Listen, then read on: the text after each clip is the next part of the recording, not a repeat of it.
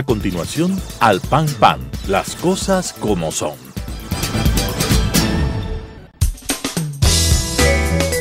Clasificación B, bajo supervisión de un adulto.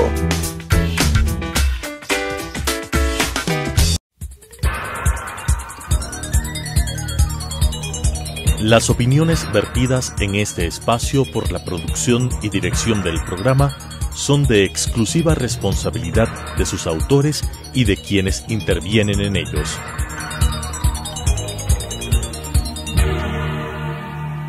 Telesucesos Canal 29 UHF presenta Al Pan Pan, las cosas como son. Coyuntura y calidad de la democracia con la conducción de Patricio Aro. Al Pan Pan, las cosas como son. Cordiales saludos a la gran audiencia de Telesucesos Canal 29, el canal diferente. Su servidor Patricio Aro Ayerbe les da la más cordial bienvenida y les agradece por acompañarnos semana a semana a decir las cosas como son. En esta oportunidad, el programa realmente se reviste de gala porque tenemos un invitado muy especial. Nuestro invitado en esta oportunidad es el profesor Aníbal Pérez Liñán. El profesor Pérez Liñán es profesor de Ciencia Política y Asuntos Globales de la Universidad de Notre Dame en Estados Unidos y además es el editor principal de Latin American Research Review, la revista de la Asociación de Estudios Latinoamericanos.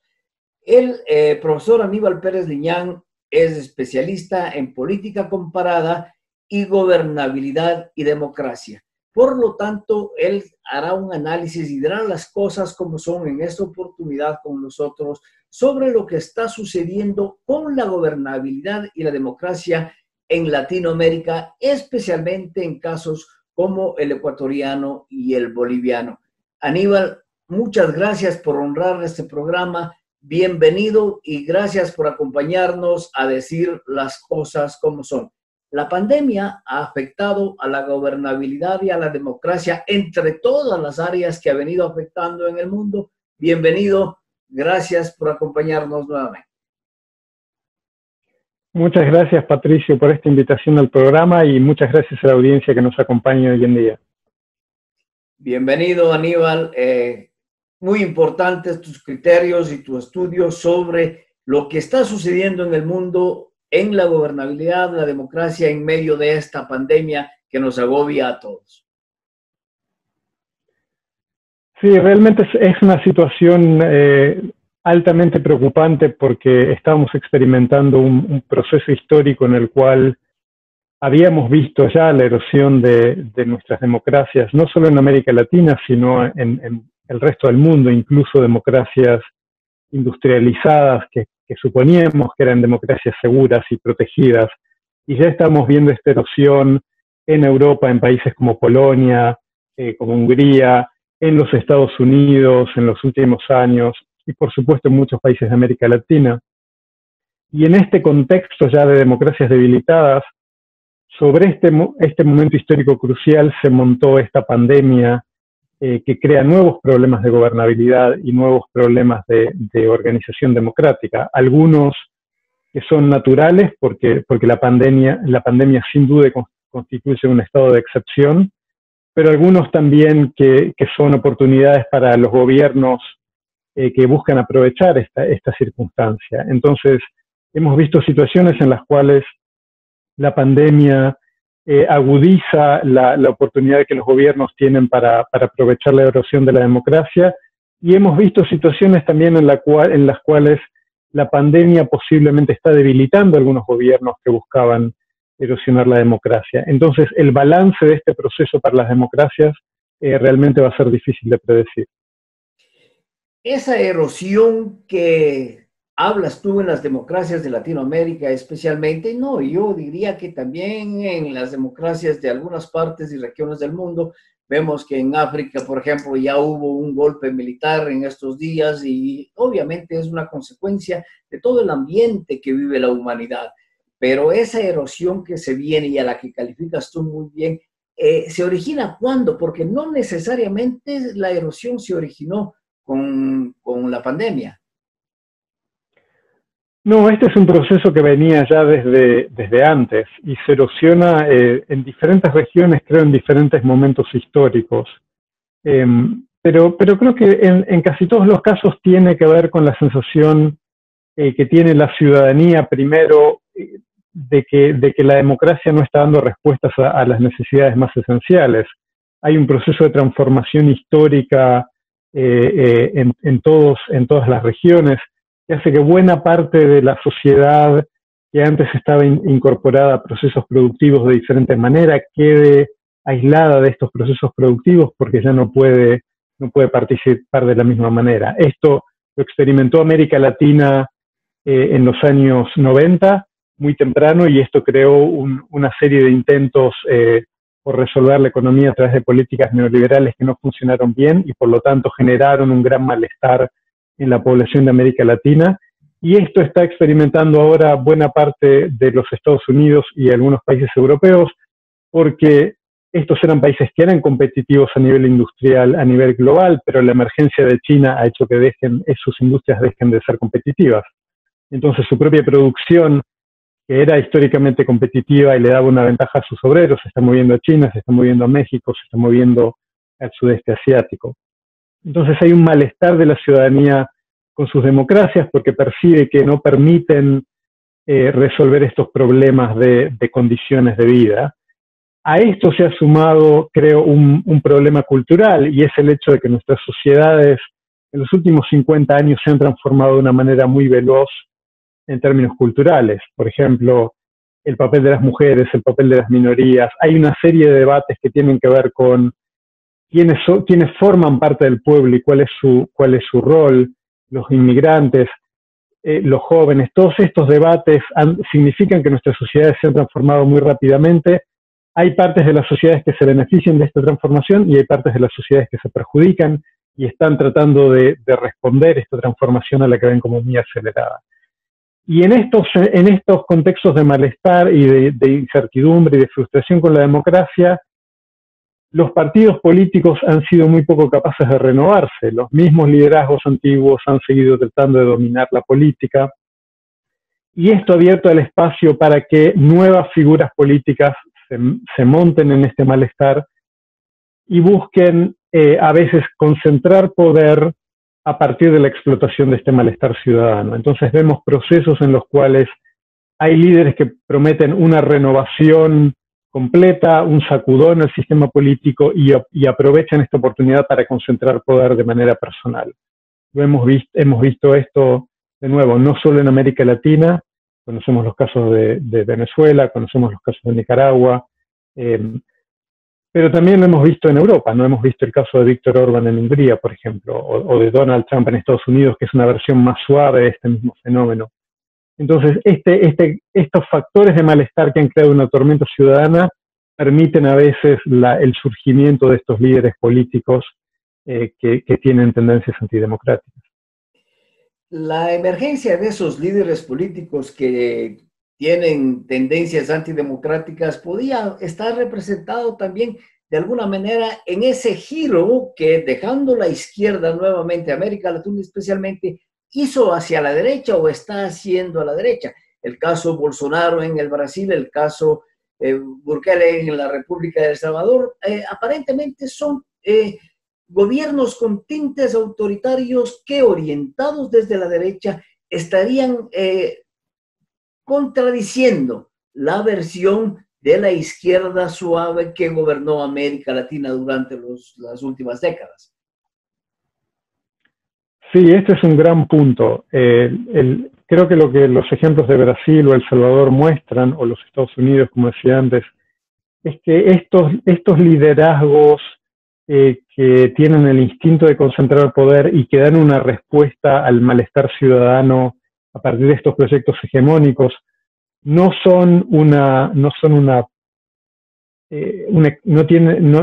exclusivos de la izquierda o de la derecha. Son simplemente, estos líderes aprovechan un discurso que saben que va a funcionar con la sociedad en un cierto momento, y el discurso que funciona en parte tiene que ver con lo que existía antes, con lo que el malestar, el objeto contra el cual el malestar ciudadano se proyecta. Entonces, en casos como Brasil durante el gobierno del PT, en donde la crisis económica y el malestar afectó a un gobierno de izquierda, entonces el discurso de reconstitución viene desde la derecha, como en el caso de Bolsonaro. En casos en los cuales los partidos que estaban desprestigiados eran socialdemócratas o de centro derecha, como el caso de Venezuela en los años 90, el discurso de reconstitución de Hugo Chávez vino desde la izquierda. Entonces, los líderes aprovechan el momento histórico y ofrecen un discurso que parece una gran alternativa. El hecho de que este discurso sea de izquierda o de derecha es, en mi opinión, es circunstancial, no es central al proceso. Los politólogos normalmente no están analizando y no vinculan a estos tintes autoritarios con un fenómeno que ha afectado muy seriamente a la región y es la corrupción. Desgraciadamente, la corrupción en la gran mayoría de los países latinoamericanos hizo su agosto y a través de empresas, de grandes empresas que tuvieron contratos con los gobiernos, se desarrollaron una serie de perjuicios económicos que perjudicaron seriamente a las poblaciones, al pueblo y a los países en general. Entonces, en la época de pandemia también, esa corrupción no cesó, todo lo contrario, en el caso ecuatoriano, por ejemplo, se agravó, pero fuerte, muy, muy fuertemente, y la corrupción fue hacia las áreas hospitalarias, en donde se llegó a poner incluso precio a la vida. Entonces, eso también ha afectado a la democracia, ha afectado a la gobernabilidad, y las crisis de corrupción también han generado crisis de gobernabilidad. Sí, sin duda. La corrupción es un problema muy serio para la democracia y es un problema intermitente, porque la corrupción, por supuesto, en particular la manipulación pública de los contratos es un fenómeno muy histórico, muy común. Por supuesto varía, depende de los países y depende de los gobiernos dentro de cada país, pero por supuesto ha sido un fenómeno histórico en casi todas las democracias. Pero su impacto sobre la democracia es muy importante, porque en periodos de gran prosperidad, en periodos en los cuales la sociedad es próspera, hay crecimiento económico, hay bienestar, la opinión pública, esta es la realidad, tiende a ser bastante laxa, bastante generosa con las acusaciones de corrupción. Mientras la economía está bien y la sociedad es próspera, buena parte de la opinión pública tiende a perdonar la corrupción como parte de los costos del sistema. Pero en momentos de crisis económica o en momentos de un gran sufrimiento social, como el que estamos viendo hoy en día como consecuencia de la pandemia, la opinión pública de golpe reconoce los costos de la corrupción, los vive de una manera muy directa y se vuelve particularmente crítica con todos los fenómenos que tengan que ver con la corrupción y con todas las acusaciones de corrupción. Entonces, estos son los momentos en los cuales la corrupción crea un daño muy grave hacia la legitimidad democrática, porque entonces de golpe la opinión pública empieza a pensar que todos los políticos son corruptos, que este es un mal perenne de la democracia, que es insoluble, y este es el momento en el cual hay una tentación de buscar salvadores que vengan desde afuera del sistema y reconstituyan el sistema. Y esa es una ventana de oportunidad que estos líderes que buscan concentrar poder, a los que me refería antes, aprovechan para vender estas ofertas de reconfiguración completa del sistema. Entonces la corrupción, en momentos de gran sufrimiento social, o porque hay crisis económica, o porque hay una pandemia como hoy en día, la corrupción representa un daño muy grande para la democracia porque afecta a la legitimidad, sobre todo cuando la opinión pública percibe que todos los partidos, que todos los políticos son igualmente corruptos y que no hay soluciones dentro de la competencia política normal, y hace falta una reconfiguración completa del sistema político. El signo máximo de la democracia, las elecciones o el sufragio universal para designar a las autoridades de los países se han dado dentro de pandemia. En República Dominicana, por ejemplo, un proceso que obviamente generó también la elevación del índice de contagio de la COVID-19. Vendrán las elecciones en los Estados Unidos, luego en Bolivia y en Ecuador. Entonces, ¿hay alguna posibilidad de que se alteren los cronogramas, los calendarios electorales en los diferentes países, o eso atentaría también de alguna manera al sistema democrático, porque los plazos están fijados, los periodos están por terminar y si se busca, como se en efecto están buscando, se dice por lo menos, cómo afectaría esa prolongación de las elecciones en los países que se van a dar próximamente? Esa es otra área en donde la pandemia genera el riesgo de una deslegitimación del proceso democrático muy seria.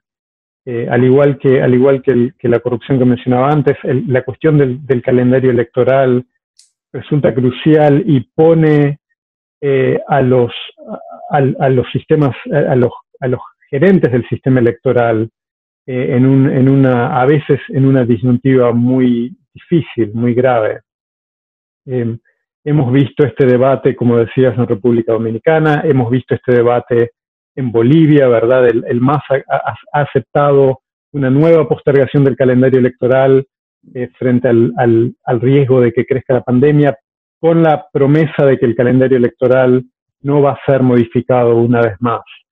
Y hemos visto este problema, por supuesto, este debate sigue en pie en Estados Unidos, en particular con relación a si la gente puede votar, es conveniente que la gente vote por correo o no, y si el sistema de correos está preparado para manejar un gran volumen de voto por correo. Entonces, este problema está en juego en muchos países de diferentes maneras. Por un lado, por supuesto, las elecciones presenciales pueden constituir un foco de contagio, pero por otro lado, la alteración del calendario electoral genera la sospecha entre la ciudadanía de que quienes manejan el calendario electoral, en particular el gobierno o los aliados del gobierno en los organismos electorales, aprovechan esta manipulación del calendario electoral para beneficio propio. Entonces, esta es un área, como muchas otras áreas, en las cuales el consenso democrático es fundamental. Sin consenso es muy difícil que un cambio en el calendario electoral tenga la legitimidad suficiente como para que la elección mantenga su legitimidad. Entonces, no hay democracia posible sin elecciones y sin elecciones legítimas, y por lo tanto cualquier modificación en el calendario electoral requiere un acuerdo político para que la ciudadanía vea que los partidos reconocen este procedimiento y este nuevo calendario como una estrategia para proteger a la ciudadanía frente a la pandemia, y no como una manipulación de los tiempos que beneficia a un solo partido. En Ecuador, el cronograma, el calendario electoral se está cumpliendo al pie de la letra hasta el momento, y el fin de semana se realizaron la democracia interna, las elecciones primarias al interior de los partidos para designar candidatos. 20 binomios, 20 candidatos a presidente y vicepresidente se están estableciendo hasta el momento, se han inscrito, se han registrado ya a través de las primarias en Ecuador. Eso hay una afectación muy seria en dispersión y en fragmentación al interior de los procesos electorales. ¿Cómo analizas esta gran multitud de candidatos de todo tipo y de todo orden en este próximo proceso que se daría en Ecuador?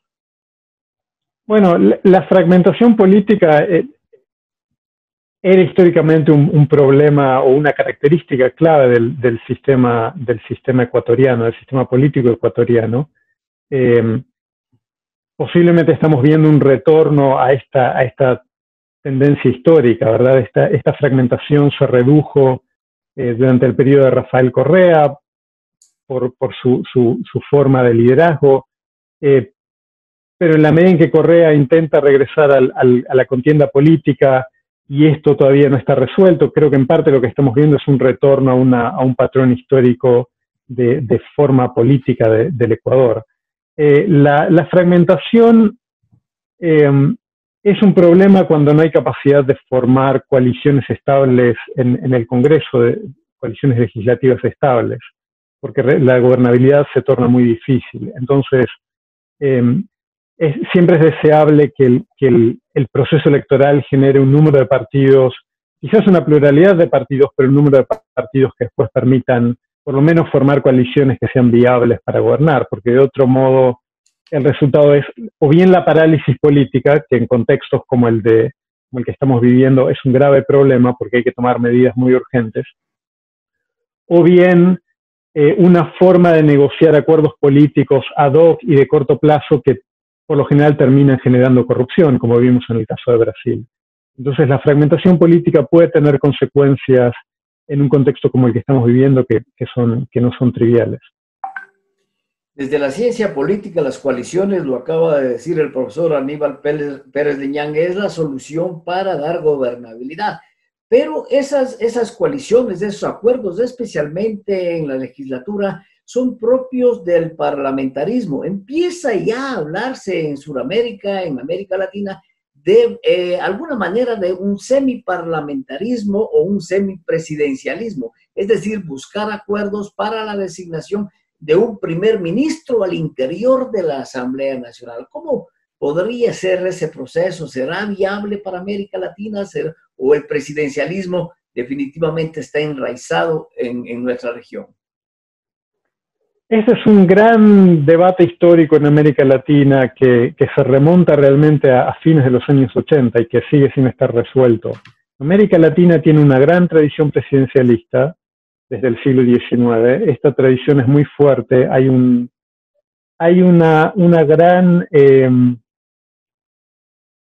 identidad latinoamericana con el presidencialismo, que tiene que ver, por supuesto, con una cierta propensión a elegir líderes fuertes, pero creo que no es solamente eso. Creo que parte de la historia es que una vez que la Constitución permite a las y los ciudadanos que elijan al jefe de gobierno, en este caso al presidente, es muy difícil quitarles esa opción, ¿verdad? En los sistemas parlamentarios es el Parlamento quien elige al primer ministro, pero una vez que permitimos que los ciudadanos elijan directamente al presidente, es muy difícil pensar que es posible volver o establecer un parlamentarismo en el cual el Congreso elegiría a un primer ministro.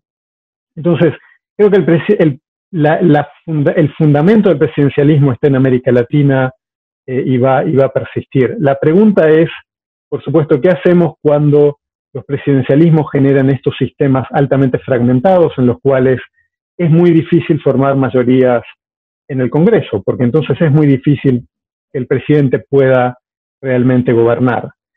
Y aquí la solución histórica hay una solución quizás informal, que es que el presidente consigue hacer concesiones a los partidos de oposición, entre comillas, en el Congreso para formar una coalición de gobierno, al igual que lo haría en un sistema parlamentario. Pero aquí la pregunta entonces es qué es lo que está en juego, qué es lo que se negocia, ¿no? Se negocian concesiones de política pública, se negocian puestos en el gabinete, se negocian puestos en la administración pública, que es lo que haría un sistema parlamentario normal, o se negocian beneficios particulares y de campaña para los partidos en la coalición, que es lo que abre esta puerta de la corrupción, que fue el gran problema en Brasil. Esta es la solución más informal, funcionó bastante bien en Brasil por muchos años, funcionó ocasionalmente en Ecuador con lo que mi amigo Andrés Mejía Costa en Inglaterra ha llamado coaliciones fantasmas, es decir, coaliciones que no terminaron de estar muy bien definidas. Pero, por supuesto, hay una solución también un poco más formal, que sería modificar la Constitución para nombrar formalmente un primer ministro, como mencionabas, que sea nombrado por el Congreso, mientras que hay un presidente electo por la ciudadanía. Este es de algún modo la solución en el sistema semipresidencialista francés, en el cual hay un primer ministro que a veces responde al Parlamento y a veces responde al presidente, dependiendo de las mayorías en el Parlamento. Esta es una opción que creo institucionalmente podría ser viable, pero mi impresión es que los presidentes en América Latina todavía tienen mucha fuerza y todavía tienen mucha legitimidad como para estar dispuestos a delegar poder a un primer ministro que estaría completamente controlado por el Congreso. Sin embargo, esa falta de delegación de poder trae como consecuencias tan serias. En el caso ecuatoriano, el presidente de la República tiene índices de credibilidad y confianza menores al 5% y el Congreso menores al 2%, lo que es sumamente grave. De esta manera, con el profesor Aníbal Pérez Liñán, profesor de la Universidad de Notre Dame en Estados Unidos, especialista en política comparada, gobernabilidad y democracia, hemos dicho las cosas como son. Al pan pan.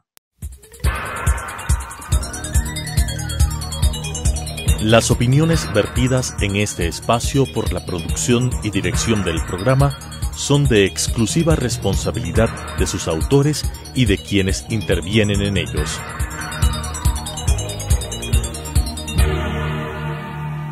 Telesucesos Canal 29 UHF presentó Al Pan Pan, las cosas como son.